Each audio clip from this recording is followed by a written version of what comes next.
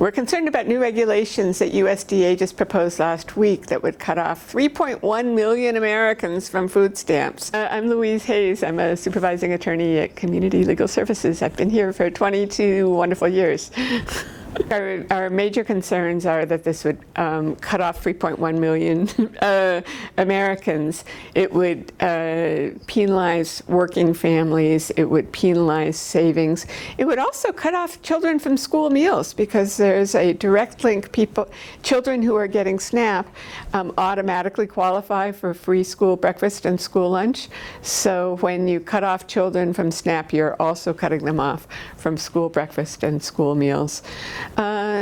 This also harms our economy. SNAP benefits are an important source of revenue for our retailers, our grocery stores, our farmers markets. SNAP benefits are spent right away and circulate through the economy. These regulations involve something called broad-based categorical eligibility. It would prevent states like Pennsylvania from raising the gross income limit for people to qualify for SNAP from 130% of poverty to 160% of poverty. That means that in Pennsylvania there isn't a cliff effect. When people get a job, it raises them a little over 130% of poverty. Maybe they get more hours, maybe they get a raise. The way Pennsylvania has implemented this rule, there's no cliff effect. The SNAP benefits gradually taper off, and what the USDA is proposing is they would immediately lose all their SNAP. They might be worse off because of that raise than they are now. It also would prevent states like Pennsylvania from eliminating the asset test for SNAP.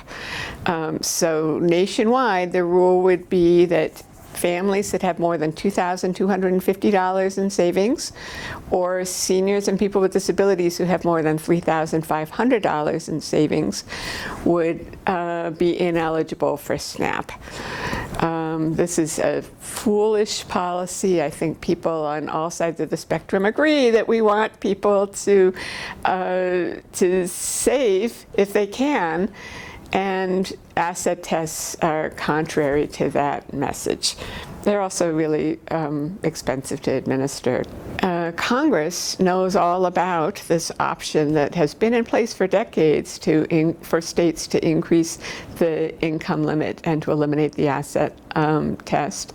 There's no secret that this has been an option available to states, and Congress has chosen to leave it in place through several farm bills. USDA is accepting comments until September 23rd. And we are asking the public to submit comments. The more comments, the better. Detailed comments explaining why this is a bad idea. Our allies have created a website called handsoffsnap.org, and you can submit comments through that site. Make unique comments. The more the better, by September 23rd.